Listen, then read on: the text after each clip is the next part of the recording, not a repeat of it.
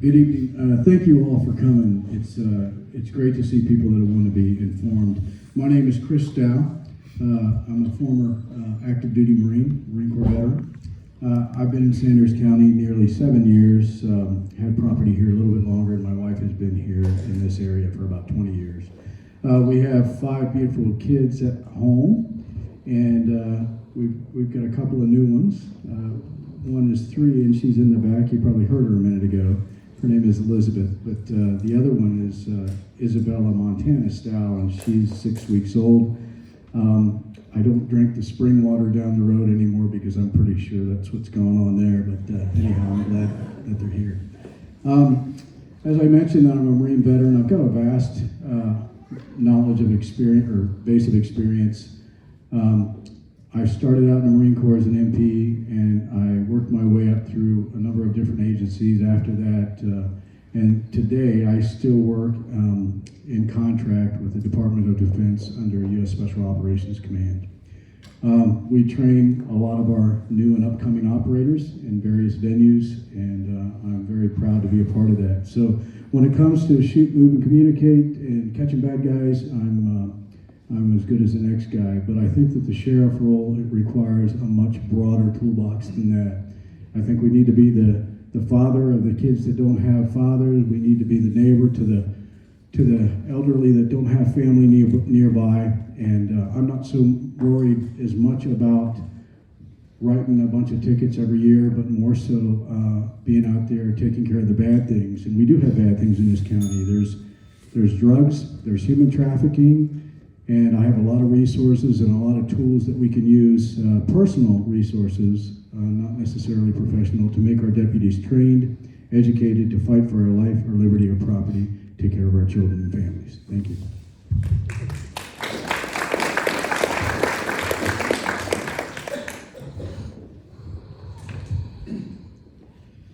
Hi, my name's Lanny Hensley. I'm the current undersheriff at Sanders County Sheriff's Office. I've been the undersheriff since 2012 when my predecessor retired. Before that, I was a Wyoming State Trooper in Wyoming. I started off my career in Pinedale, Wyoming, which is very rural. Spent 3 years as a deputy there, 12 years as a state trooper, and then came to Montana. Rural law enforcement is what my strength and my passion is. The community relationships is one of the goals that I have if elected sheriff. Because without that bridge with the community and the communication with the community, it's just that much harder to do our jobs. My wife Tracy works in Thompson Falls. She's been in the financial business over there for a while.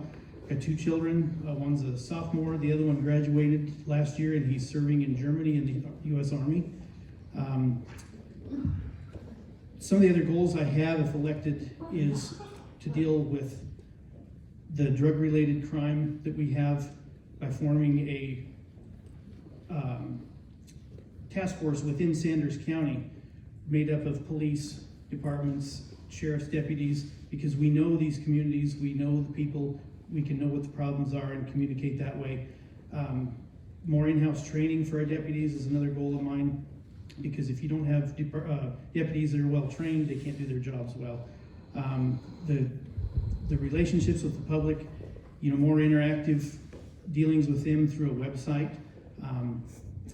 And so I appreciate your vote. Thanks.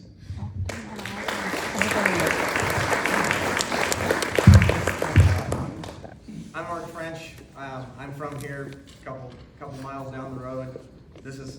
I have the hometown advantage, home court advantage. I was a coach right there for years. Went to school here, played basketball here. My family's from here. My folks went to school here. Had my mom's funeral right here.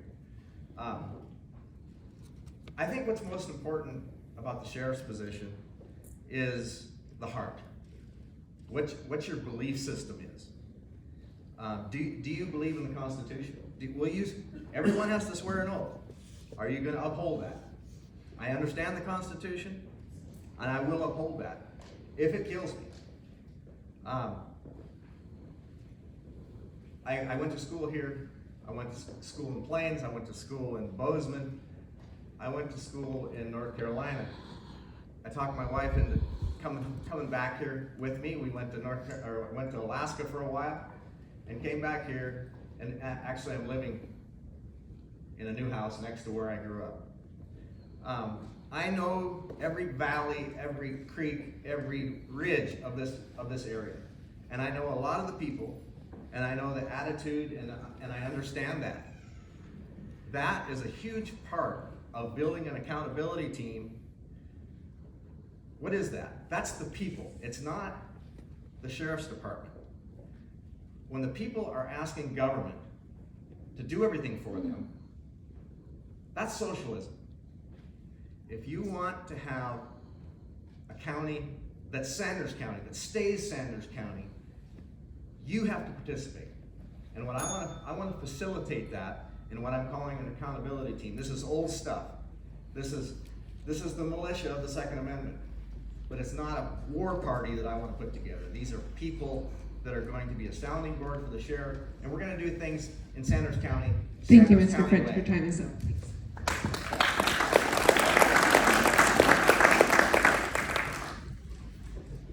Good evening. Thank you, everybody, for coming. Thank you, Andy, for putting this on. I'm Roy Scott.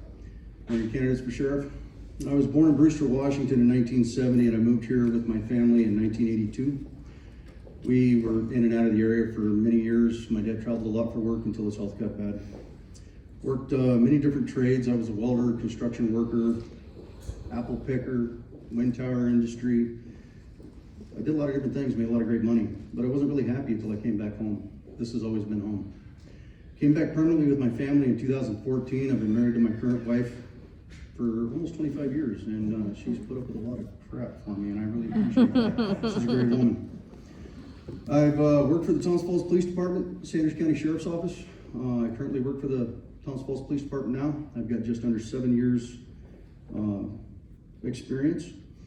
If elected, I'm going to sacrifice a heck of a lot more than what I'm going to gain. I'm going to gain a title, a little bit extra money is what people are going to see, but the way I work, I'm a workhorse. I always have been. I'm probably going to make about $2 an hour. I'm going to be out there all the time. I'm not doing this for me. I'm doing it for you, the taxpayers. Y'all have been getting robbed from way too long. If I get elected, I'm going to be a sheriff for the people, by the people, not from a politician, for politicians. I'm not backed from anybody except the people. I plan on working with the members of the sheriff's office, turning them back into a team again. Communicating, because we need communication. There's none. Accountability, there's none. We need to get that back. I want to see a bunch of deputies that are dedicated to the community again. I'm dedicated to my community. I always have been. I'll be available afterwards for any questions if anybody has any, and by phone.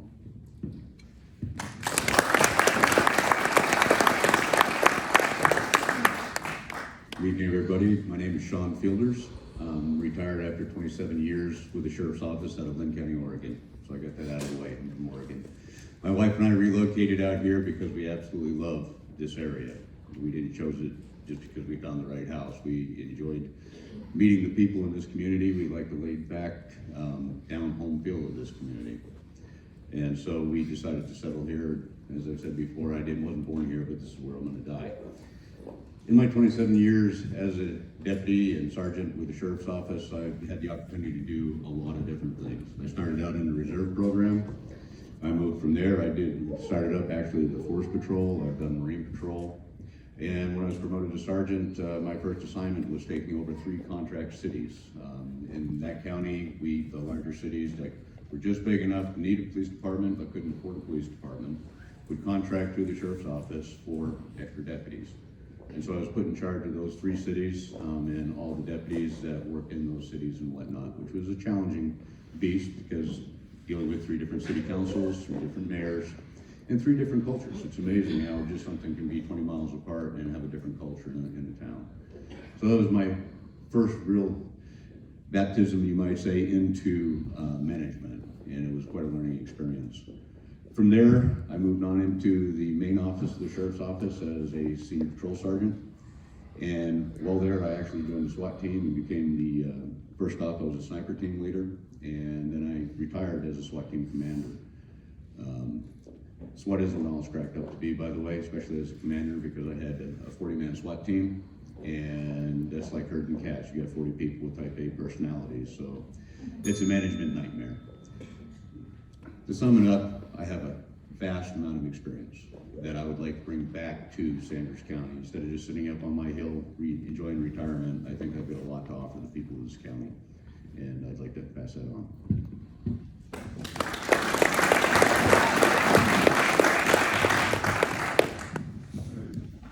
Good evening, I'm Corey Wilden. I am currently a deputy sheriff here in Sanders County. I've been in law enforcement for 16 years. I started in Yellowstone County as a reserve deputy and then earned my position as a full-time deputy there.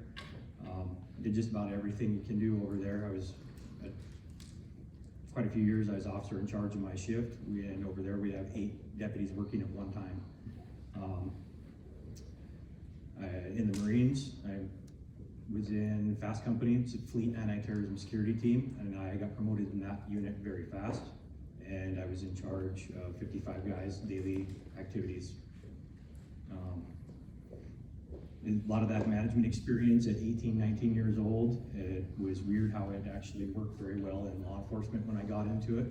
And I'd like to bring that experience and knowledge here. Been a field training officer for many years. Basically, to try to simplify it, since I was 18 years old, I've been a leader, a mentor, and a trainer. And the best thing that I know is the folks around me are what make me as good as I am. And if there is weakness, you gotta train them. And that's the ability that I have, is training and leading. So I hope you guys wanna vote for me.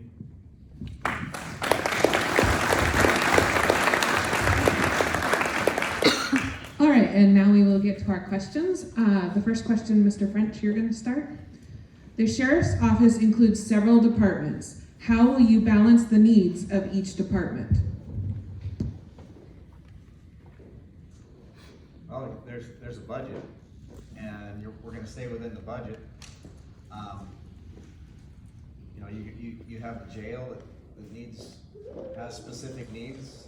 You have the officers out on the road that have specific needs. You have a certain amount of money in your budget, and you sit down and work it out. I don't have those details. This kind of thing can be learned by anyone that has cognitive ability. What can't be learned really quickly is principle. Constitutional principles, biblical principles. Are you a team player? I love playing ball. I love playing basketball. And to get together as a team and get a job done is really satisfying. Am I not answering the question? I don't have the details of that. What I am is there's a balanced budget, and we're going to be conservative, and we're not going to be extravagant building new buildings and having a great big sheriff's department and all that kind of stuff. We're going to live within our means. I'm not about raising taxes. But I think I want to talk about my background as a medical person, working with multiple people under stressful conditions, getting a job done all hours of the day and night. That's a valuable thing that that needs to be in the sheriff's department. I agree with these guys. There needs to be a team. There needs to be accountability. There needs to be merit raises. There needs to be goals, and we need to get the job done. I'm walking up and down Knox and Trout Creek, especially that west end. People are really frustrated with the drugs, alcohol problems, theft. That's the problems in Sanders County. I don't see a bunch of human trafficking. What there is there's theft and drugs, and dealing with that as a team.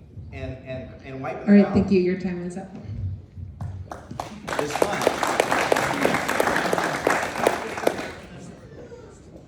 We're gonna go down and then come back. So you're Roy. So we'll follow the road and then come back. Question again, Amy? Yeah, sure. The sheriff's office includes several departments. How will you balance the needs of each department? First thing, I think we need to sit down with the department heads and go from there. We have the jail, we have patrol, we need a patrol sergeant. That really balances out a lot of things. I don't really have a whole lot to add to that other than sit down, talk to the department heads, and go from there. I'm gonna be new at it. There's gonna be a little bit of a learning curve, but it's not something that, it's rocket science. It's not gonna be that hard to figure out. Thank you.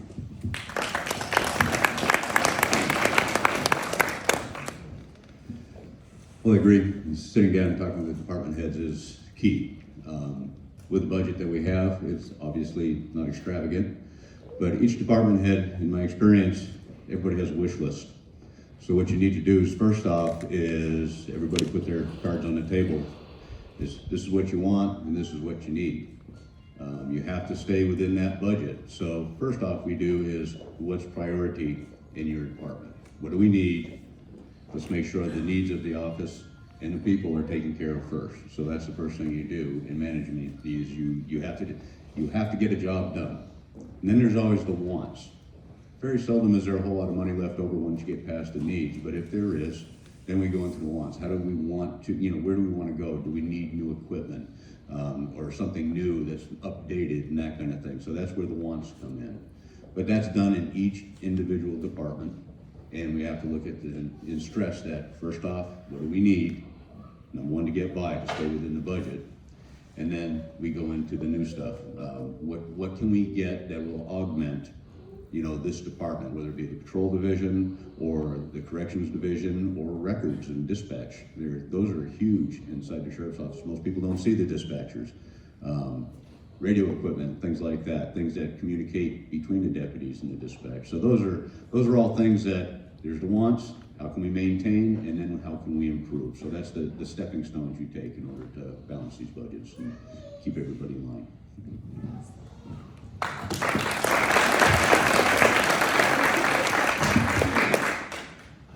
I really can't add to that a whole lot, besides it's just prioritizing is one of the biggest things. We gotta prioritize those wants and needs. And in the end, it's the sheriff's say on how that all is gonna play out. One of the other things we gotta look at everyone's fuel to get here. That price is going up, that's something that's gonna have to really be looked at and have priority over some other things.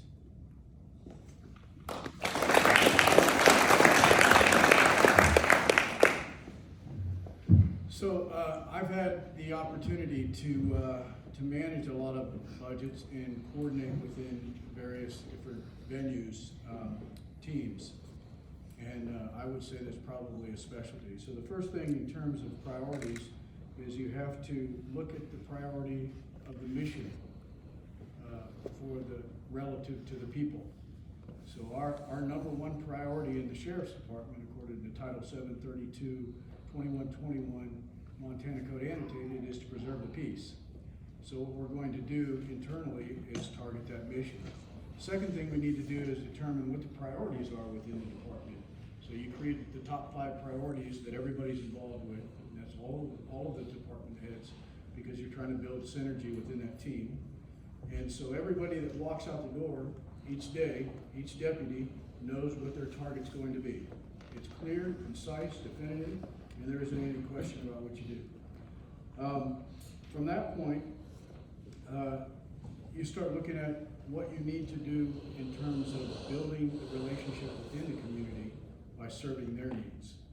And so all of those components are gonna coagulate into what you're going to use as your list of priorities. And I don't think that there's much more to say than that, but that's one of the areas that I think that I have some specialty in. The other thing we need to do is look at creative means. I've written over $500,000 worth of grants. I've got a bachelor's degree in Homeland Security. I've got an associate's degree, and I've been an executive director of multiple different organizations, NGOs, international and national. I've served 5 continents and 13 countries in various roles in that capacity. So those skill sets should come into helping us determine what the priorities are and how to execute those. Thank you.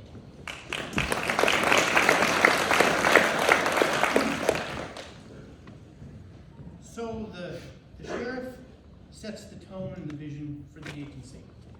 And the sheriff, in order to set the proper tone and the vision for the agency, needs to know what the needs of the community are. Because all the needs have to be based around that. So if the sheriff knows what the needs of the community are, he can prioritize those within the sheriff's office. and give the people the right tools to do their jobs efficiently, because most people don't get into law enforcement to make money. They get into it because they get satisfaction out of doing the job. So if you can give them tools and training to do that correctly, that's gonna be meeting the needs of the people and the needs of the agency. And obviously, it's all gonna fit within a budget, but it's just pretty basic. It's all centered around the public. You know, we're here for you, and the sheriff's job is to determine what the public's priorities and pressing needs are, and then pass those along and make sure the officers, the dispatchers, detention officers have what they need to do that and carry that out.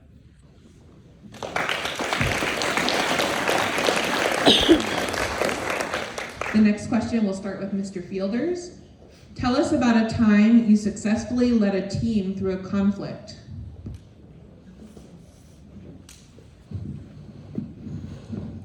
Well, like I said, I was a SWAT team commander, so that list is quite long. But you know what? I think I'm gonna leave the SWAT stuff out of there, because I knew that team, train. But I think some of the other ones were some of the search and rescue that I managed, because you get a team that you don't work with every day. But thankfully, they were some great people. And so when you have a large search and rescue operation, I remember one where a couple had wandered off from a campground, and it was a 2-day operation. And by the time it was done, we had helicopters, we had over 200 personnel on the ground from 3 different counties. And then your team dramatically expands, and then they're used to a different command structure and that kind of thing. So it was a very stressful situation, man. And when you get into day 2, the mountains get cold. They were up around Mount Washington, so even though it was in the summertime, you're down into the low 40s and in the high 30s at night, and these folks weren't prepared for that. So it's very stressful. You're trying to save lives. But I think in the management aspect, trying to gather in the heads of the other search and rescue operations from the different counties and whatnot, get everybody working together as a team, and getting the job done. And I'm happy to say, it was our county search and rescue explorer post that found the folks, which made me very, very proud. But that was quite an organizational nightmare. But that's one way is I got the experience of putting a team together. And even though there may be outside agencies or people you've never worked with together, professionals can get together very quickly, and they understand. Once you set up the leadership tone and the tone of what we're going to do, then they will step up to the plate. So that's one I'm very proud of, that I remember a lot of.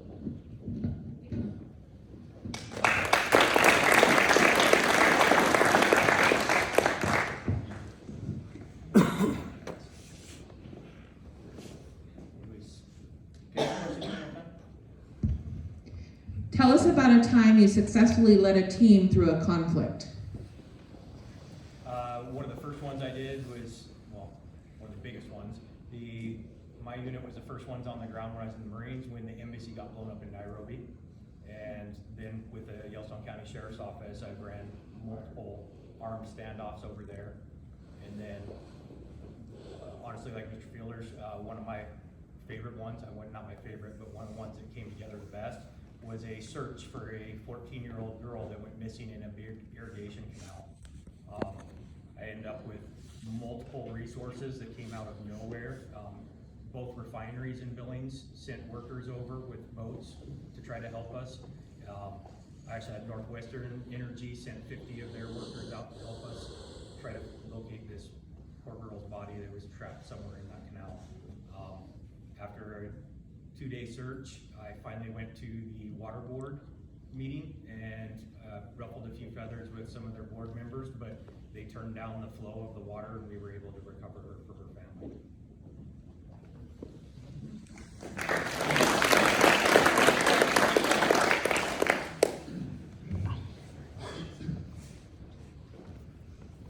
I think I'm with Sean.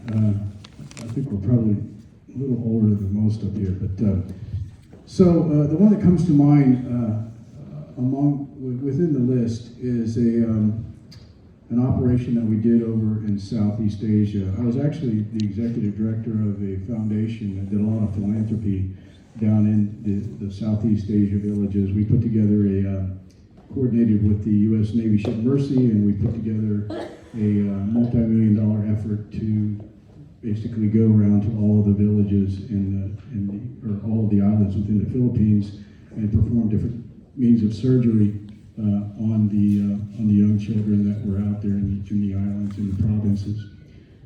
During that effort, we were coordinating with the Philippine Marine Corps for security because we were also doing some sustainability training down on the south border of Mindanao. And across the border is a large Muslim population who housed the Abu Sayyaf group, which is a terrorist group tied into Al-Qaeda and some others. But Abu Sayyaf had been gaining some ground. Long story short, we were down in that area. We were walking across a footbridge. We took some fire. One of the guys got hit, and the congressman, his name was Valencia at the time, we went back that day, and he says, we got to take care of this problem. We put together a team of Philippine Marines and some of the U.S. Marines that were serving with them, and the next day we went down after doing our operational planning, and the next day we went down and we took out the cell of Abu Sayyaf. We came back and we reported back to the congressman, and we're saving lives of those kids that were being brought in from the southern border of Mindanao or from the northern border of the Christian villages into Mindanao. We saved a lot of lives for those kids. So thank you.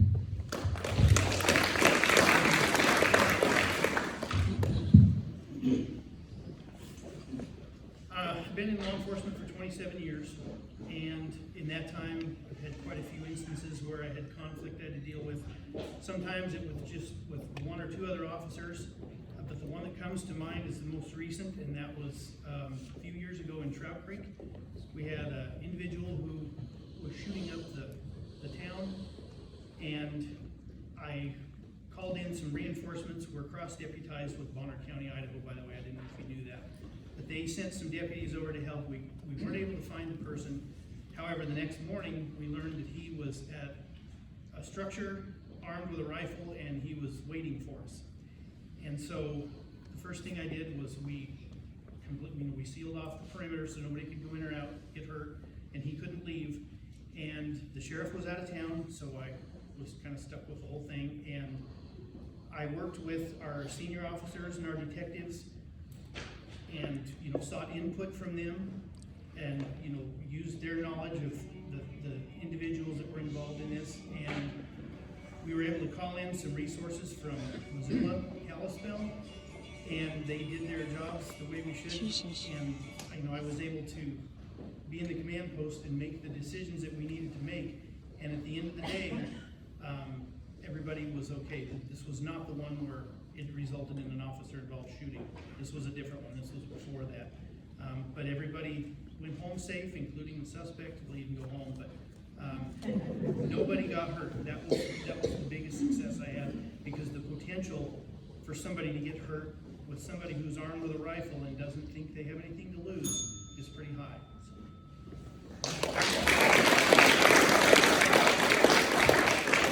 Thank you, Lanny, for bringing this back to Montana. All the war stories and stuff far, far away, those are fun to listen to, but I'll tell you, my son and I had an elk down about 4 hours in raining, sleeting, and we had a job to do, and the trail was slick, and we spent, it was 2 o'clock in the morning before we got this elk out, and we were cold and tired and going back in and get some more, cold and tired and coming back and going back and get some more. That's what we're talking about, diligence. There was an issue in, does any of this panel know where Valley Creek is? There was somebody lost in Valley Creek. You got to go into another county to get to it. If you don't know Valley Creek, if you don't know the lay of the land, there's going to be quite the learning curve there. The accountability team is you.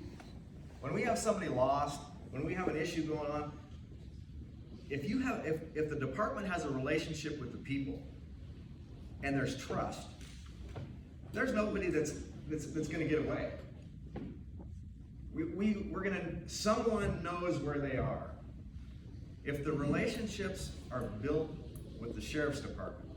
If the sheriff's department isn't out writing speeding tickets and seatbelt tickets and causing animosity with the people, if they are serving the people and taking care of the people and building the relationships across the fence at the dinner table with all the deputies, that you guys are the resources. When we have somebody lost, when somebody shoots themselves in the belly up here behind in McLaughlin Creek, we found them. We found them. It wasn't the department that found them. We did. This is Montana. Thank you, This Mr. is Sanders French. County.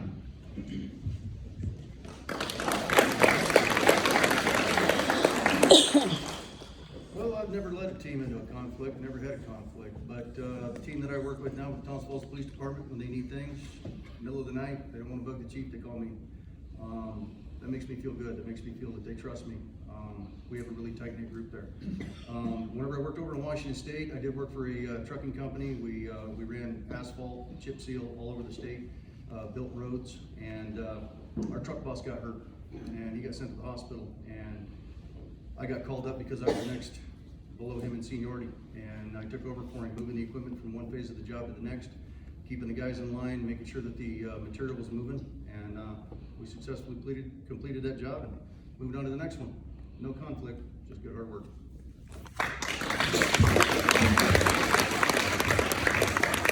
And our last question, we're going to start with Mr. Wielden. If someone gave the sheriff's office $1 million, what would be your first purchase?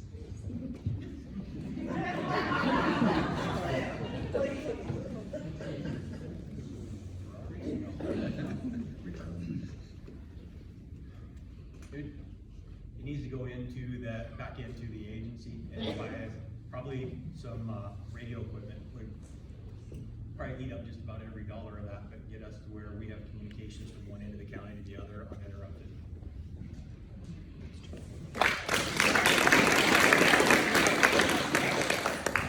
Yeah, I think Corey's right on. The first thing I would do is upgrade our communication systems. It's minimal at best.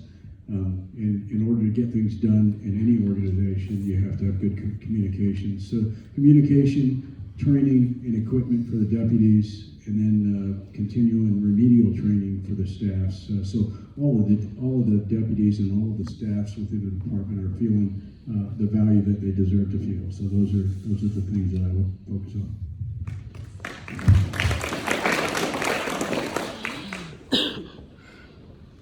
If somebody walked in and gave $1 million to the sheriff's office, I can tell you after 10 years of being in there, the first purchase they're gonna have to make is a big defibrillator for me. And all joking aside, the radio is important, but our patrol vehicle fleet is almost to the point of critical sometimes. We piece together, we try and make things work. We try and get as much as we can out of these vehicles, but Sanders County has got a lot of distance between point A and point B. And, when there's 1 or 2 deputies working, it's not uncommon to put on 250 or 300 or more miles a shift. And when you talk about the course of the lifetime of a vehicle, that starts adding up, and those things cycle out fast. And we always seem to be just kind of treading water on that. There was a couple of years where the budget, was really thin, and it wasn't the commissioner's fault. That was just the economic picture in Sanders County. And so we made the decision to sacrifice a couple of patrol vehicle replacements a few years in a row in order not to have to lay off deputies. That was the balance that we had to work with. And so when you do that, you exacerbate and you prolong what you're having to work with out on the road. So I think my first purchase would be cycle everything with under 70,000 miles as a reserve rig and replace what we have.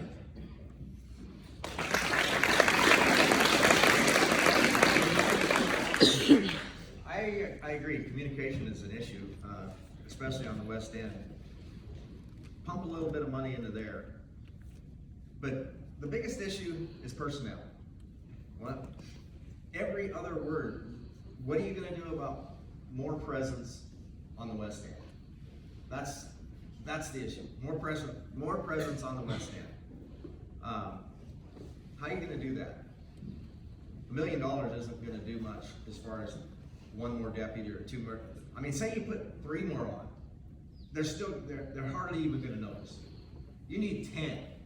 $1 million isn't gonna do it. But there are people that wanna participate. Some of you wanna participate, but you're gonna need equipment, maybe weapons, maybe clothing. Put the people to work that wanna work. Now, when you hire somebody from Washington or whatever to come and serve on the sheriff's department, they're not from here. They're really not that dedicated. That's all. It's about money. But if you reserve deputy type people that live here, that want to participate, that want to help, supply gear, so then they can. And $1 million would go away in a heartbeat doing that sort of thing. But put 20 guys. Are there 20 guys in Santa Fe County that want to help? You betcha there are. Guys like to get together as a team and solve a problem. Get the crime, the theft, and the drugs dealt with us, and budget that for that, so that they're not having to come up with the money.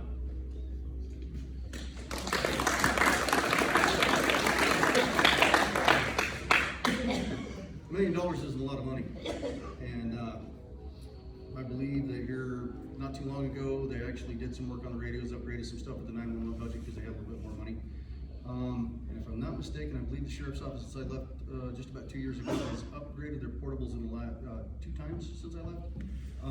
We're always going to have a communication problem. I believe Lanny's correct about the vehicles. We do need vehicles out there, good, reliable vehicles. The miles get racked up way too quick. The communication problem is always going to be a problem. Deputies need to be aware of where they work, where they don't work. The ones in the vehicles work a heck of a lot more than the ones in the portables do. I do believe that they need to look into repeaters, portable repeaters in the vehicles that assist your portable whenever you're away from it to help boost the signal. I'm not a radio guy, but I think money could be spent on radios and equipment for vehicles. Thank you.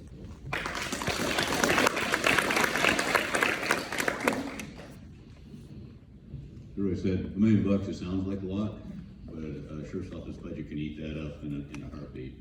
You have to remember, whatever you spend the money on, it can't be a recurring cost.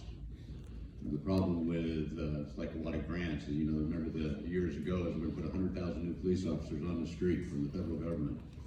The hidden side of that is, they'll give you the money to train a police officer and whatnot, but guess what, after a year, the money runs out, and you don't have the budget in order to maintain that police officer. So what you just did is you hired somebody to train them, and then you gotta let them go.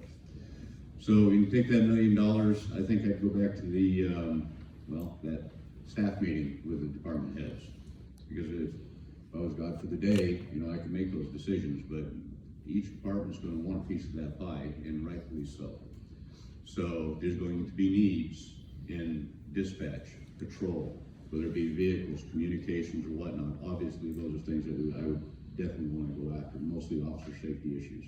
But if $1 million a one-time gig, you get the most money or bang for your buck. So I think I would have my command staff help me make that decision in order so it benefits the entire office, not just what I might decide I think was really cool or what I'd like. So I think that's how I'd go about it.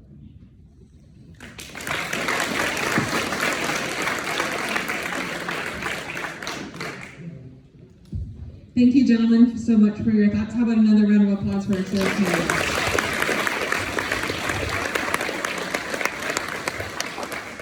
And now I'll invite up the commissioner